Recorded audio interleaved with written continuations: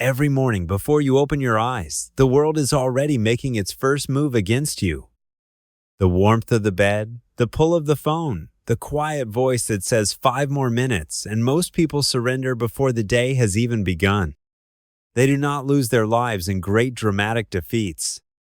They lose them in these small, unremarkable surrenders, repeated morning after morning, year after year. Marcus Aurelius woke each morning into a world that wanted to consume him: wars at the frontier, a crumbling empire, a court full of flatterers and enemies.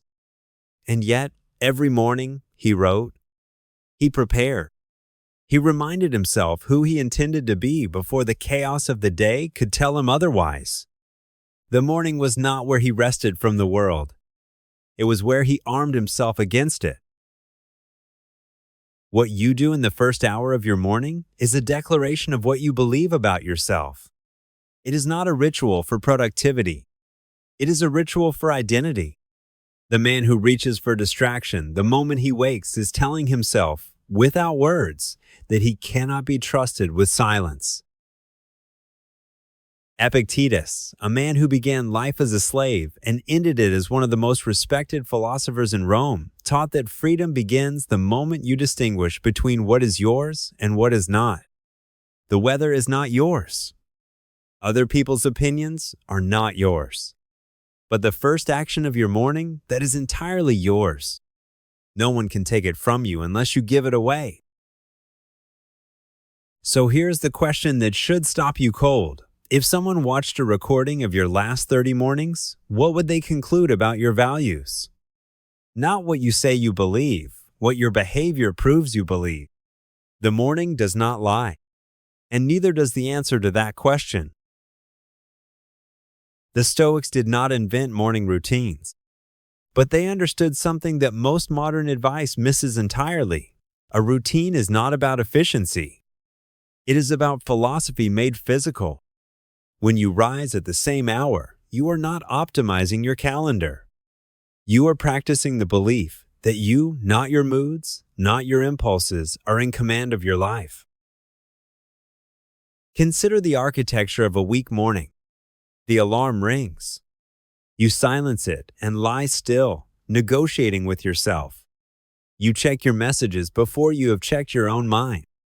You consume someone else's world before you have even inhabited your own. By the time you reach the door, you are already reactive, already a passenger in a day that belongs to everyone but you. Now consider the architecture of a Stoic morning. The alarm rings, or better, you wake before it does, because your body has been trained by consistency. There is a moment of stillness before movement, not laziness. Attention. You lie in the dark and remember, deliberately, who you are trying to become today. Marcus Aurelius called this the morning meditation, the premeditation of adversity. Before rising, he would mentally walk through the day ahead and acknowledge its difficulties. He did not do this to dread the day. He did it so that nothing could surprise him into weakness. A man who has already faced his challenges in his mind meets them in the world with something resembling calm. This is not pessimism. The Stoics were precise about this distinction. Pessimism says the day will be terrible and there is nothing to be done. The Stoic morning says the day will be difficult and I have already decided how I will meet it. That is not dread. That is preparation. And preparation is the most honest form of confidence. Now, the body. The Stoics were not ascetics who despised the physical self. They were athletes of the will who understood that the body and the mind are one instrument. Seneca wrote about the importance of physical exertion, not for vanity, but for clarity. A body that has been challenged in the morning carries a different energy into the world than a body that has been coddled. You do not need an elaborate regimen. You need something difficult enough that a part of you does not want to do it. That resistance, that small, honest friction is the point. Every morning you move your body. When part of you wants to stay still, you are rehearsing the central Stoic act, choosing what is right over what is comfortable. Cold water has been used by cultures across the ancient world as a morning practice, not because cold water is magical, but because the act of choosing discomfort voluntarily is deeply instructive. The moment you step into cold water, your body screams to retreat, and you stay. That moment, that small, shivering act of dominion over impulse, is a philosophy lived. Do not mistake this for punishment. The Stoics were not self-torturers. They chose difficulty in the morning precisely so that the rest of the day felt like grace by comparison.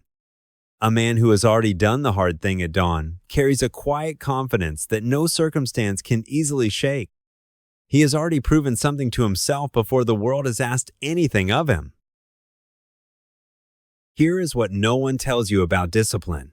It is not about willpower. Willpower is a resource that depletes. Discipline is a structure that produces. The Stoic morning routine works not because it demands heroic effort every single day, but because it removes the need to make a decision at all. When the structure is in place, the only choice is whether to honor who you have decided to be. After the body, the mind. The Stoics wrote, every single morning, Marcus Aurelius wrote in his private journal what we now call the Meditations. He was not writing for an audience. He was writing to hold himself accountable to his own philosophy. He was, in effect, having a conversation with the person he aspired to be, and asking honestly whether the person he was yesterday had measured up.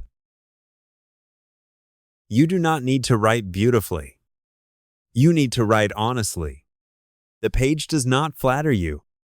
It does not tell you what you want to hear. When you write what you actually did yesterday, not what you intended to do, not what you told others you did, but what you actually did, you meet yourself without disguise. That meeting, uncomfortable as it is where change begins. 3 questions are enough to begin. What do I want to embody today?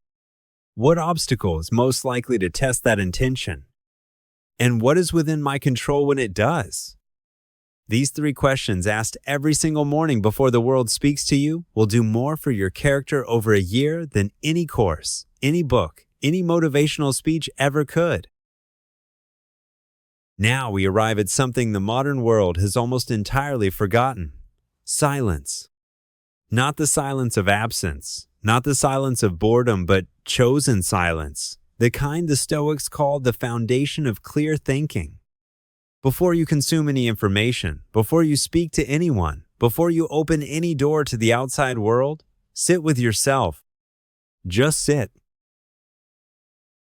The mind in silence is not empty. It is working.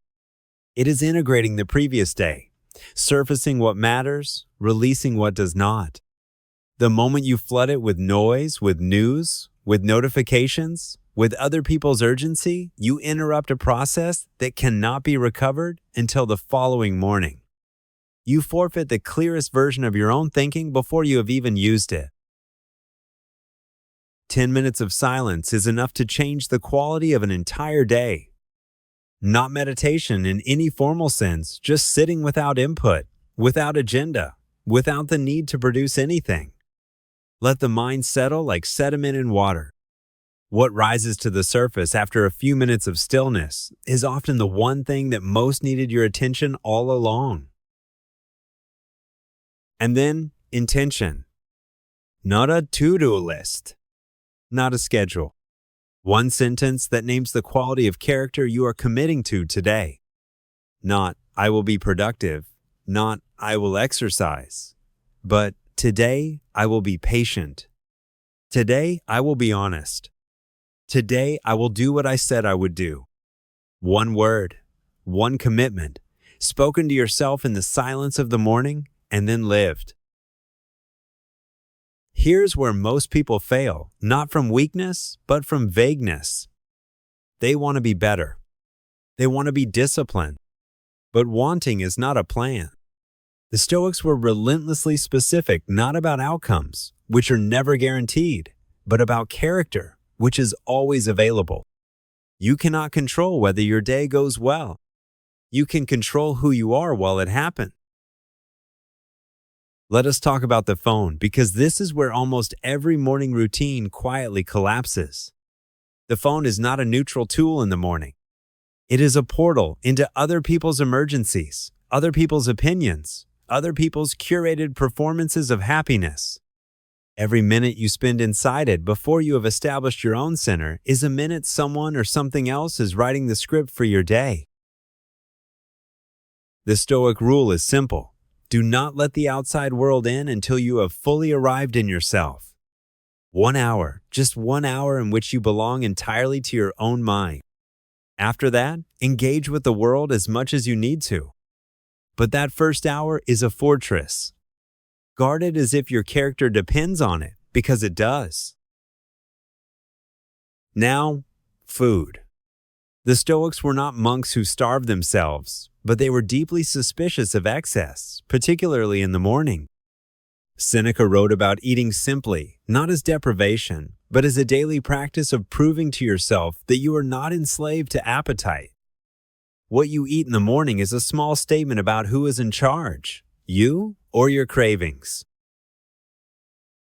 This does not mean you must eat the same thing every day forever. It means that the morning is not the time to indulge every impulse and comfort. Eat what sustains you. Eat with awareness. The man who eats his breakfast in silence and with attention is practicing the same quality of mind he will need when the day tries to overwhelm him. We are now at the midpoint of the morning, and this is where the philosophy must become practical in the most concrete sense. You have moved your body. You have written. You have sat in silence. You have set your intention. Now you must do the one thing most people spend their entire day avoiding, the most important, most difficult task begun without negotiation, without warm-up, without delay.